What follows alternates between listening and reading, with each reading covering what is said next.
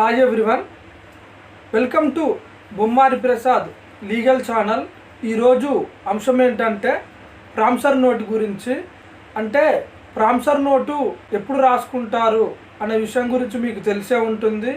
ఎవరి దగ్గరైనా డబ్బుని అప్పుగా తీసుకునేటప్పుడు అప్పు ఇచ్చేవారు ప్రామిసర్ నోటు రాయించుకుంటారు. అదేవిధంగా అప్పు తీసుకునేవారు ప్రామిసర్ నోటు మీద సిగ్నేచర్ చేస్తారు. ఈ విషయము మీలో కొంతమందికి తెలిసే ఉంటుంది. ఒక సగటు మనిషికి న్యాయ సమాచారం అందించడం కోసం, చట్టాల గురించి అవగాహన కల్పించడం కోసం ఎంతో కొంత ఉపయోగకరంగా ఉంటుందని చెప్పేసి ఈ యొక్క ప్రోగ్రాం చేస్తున్నామండి. ఎక్స్పర్ట్స్ కోసం కాదు, ఒక సగటు మనిషికి చట్టాలపై అవగాహన పెంపొందించాలనే ఉద్దేశంతో చేస్తున్నాము. ప్రామిసర్ నోటు రాసేటప్పుడు ఎటువంటి జాగ్రత్తలు తీసుకోవాలి అనే అంశం గురించి ఈరోజు టాపిక్ అన్నమాట. అంటే డబ్బుని అప్పుగా ఇచ్చేవారు ఎటువంటి జాగ్రత్తలు తీసుకోవాలి, అదేవిధంగా అప్పు తీసుకునేవారు ఎటువంటి జాగ్రత్తలు తీసుకోవాలి అనే అంశం గురించి తెలియజేయబోతున్నాను. అంటే ఇరు పార్టీల వారు, ఇచ్చేవారు తీసుకునేవారు, ఇరువురు ఎలాంటి జాగ్రత్తలు తీసుకోవాలి, జాగ్రత్తలు తీసుకోవటం వల్ల ఇద్దరికీ ఉపయోగకరంగా ఉంటుంది. ప్రామిసర్ నోటు ఎక్కడ దొరుకుతుంది అంటే బుక్ షాప్లో కానీ, స్టేషనరీ షాపుల్లో కానీ ప్రింటెడ్ మ్యాటర్ దొరుకుతుందండి. ప్రామిసర్ నోటు ప్రింట్ చేసి ఉంటుంది. ఆ ప్రింట్ చేసిన ప్రామిసర్ నోటు పైన ఫిల్ చేయటమే అన్నమాట. ఆ ప్రామిసర్ నోటును ఎవరు రాయాలి అంటే అప్పు ఇచ్చేవారు ప్రామిసర్ నోటును రాయకూడదండి. అప్పు తీసుకునేవారు ప్రామిసర్ నోటును రాయాలి. అప్పు తీసుకునే వారికి ప్రామిసర్ నోటు వారు రాయలేకపోయినా, రాయటం రాకపోయినా ఇంకొక ఎవరితోనైనా ప్రామిసర్ నోటును రాయించాలి. వారి సంతకం కూడా తీసుకోవాలి. ప్రామిసర్ నోటు రాసేవారి అర్హతలు ఏంటంటే మేజర్ అయి ఉండాలి, సౌండ్ మైండ్ కలిగి ఉండాలి. వారే ప్రామిసర్ నోటుని రాయాలి. అప్పు ఇచ్చేవారు ప్రామిసర్ నోటును రాయకూడదండి. ప్రామిసర్ నోటు రాసిన తర్వాత సాక్షి సంతకాలు కూడా తీసుకోవాలి. 2 సాక్షి సంతకాలు తీసుకోవాలి. అదేవిధంగా ప్రామిసర్ నోట్ ఎవరైతే రాస్తారో వారి సంతకం కూడా తీసుకోవాలి. అదేవిధంగా ఎవరైనా జామీందారు ఉంటే జామీందారు సంతకం కూడా తీసుకోవాలండి. ఇంకొక ముఖ్య విషయం ఏంటంటే సంతకాలు తీసుకుంటారు, ఓకే, సంతకాలతో పాటు అందరి వేలిముద్రలు తీసుకోవటం కూడా ముందు జాగ్రత్తగా చాలా మంచిది.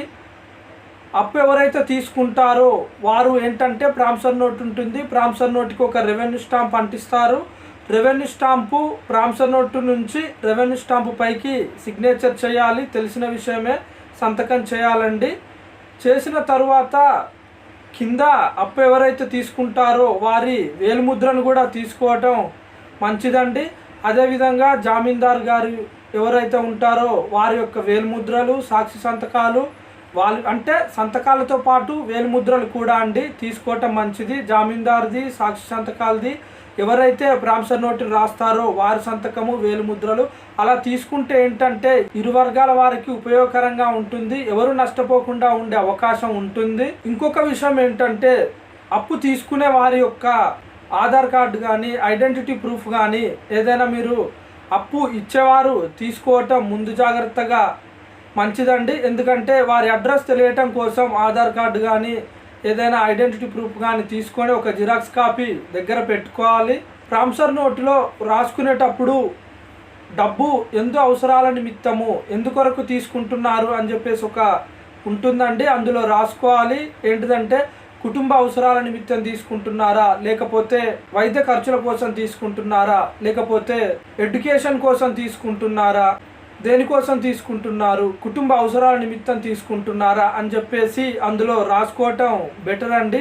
సంతకంతో పాటు వేలిముద్ర కూడా ఎందుకు తీసుకోమని చెప్తున్నానంటే ఒకవేళ వారు పెట్టిన సంతకము తప్పుడు సంతకము అయి ఉంటే నష్టపోయే అవకాశం ఉంటుంది. అంటే తప్పుడు సంతకం పెడతారా లేదా అనేది వేరే విషయం అండి, ముందు జాగ్రత్త కోసం చెప్తున్నాను.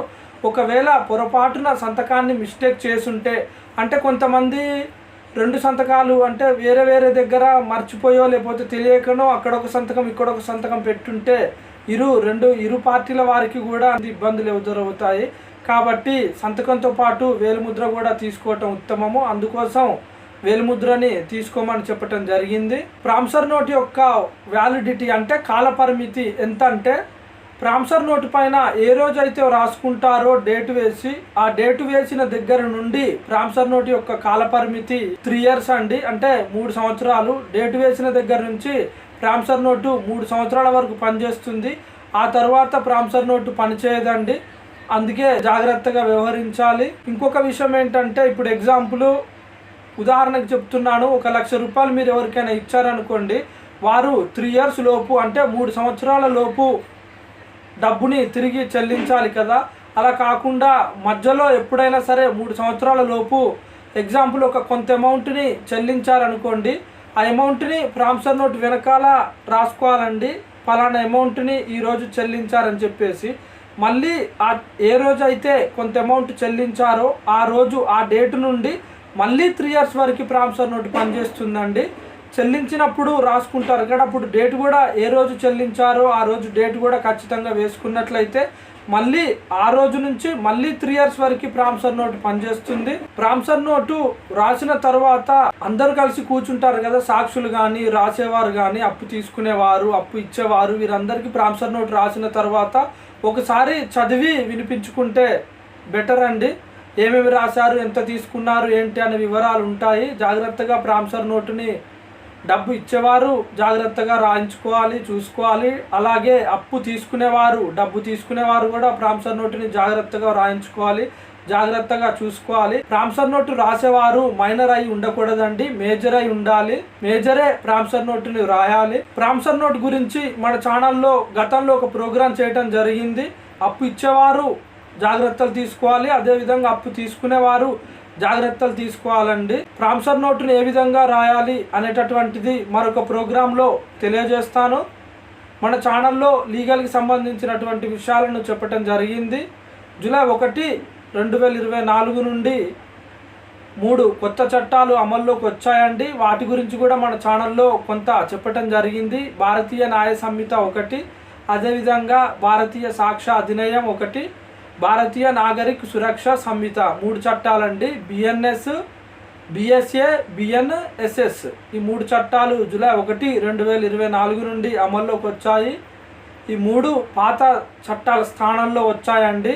Indian penal code 1, IPC, criminal procedure code CRPC, అదేవిధంగా ఇండియన్ ఎవిడెన్స్ యాక్ట్ IEA, అదేవిధంగా చెక్ బౌన్స్ గురించి కూడా మన ఛానల్లో తెలియజేశాను. మీకు ఎవరికైనా కావాలనుకుంటే మీరు చూడొచ్చు. చట్టాల గురించి తెలుసుకోవటం కూడా ఒకందుకు ఉపయోగకరంగానే ఉంటుంది. ఎందుకంటే మనిషి చేసే ప్రతి చర్యలోనూ చట్టాలతోనూ సంబంధం ఉంటుందండి. ఈ యొక్క ప్రోగ్రామ్ మీకు నచ్చినట్లయితే ఒక లైక్ చేయండి. అదేవిధంగా మీ ఫ్రెండ్స్కి, మీ రిలేటివ్స్కి షేర్ చేస్తారని ఆశిస్తున్నాను. మరో టాపిక్తో మరో ప్రోగ్రాంలో మళ్ళీ మీ ముందుంటాను. అంతవరకు మన ఛానల్ని ఫాలో అవుతూ ఉండండి. Thank you for watching our videos. Please subscribe.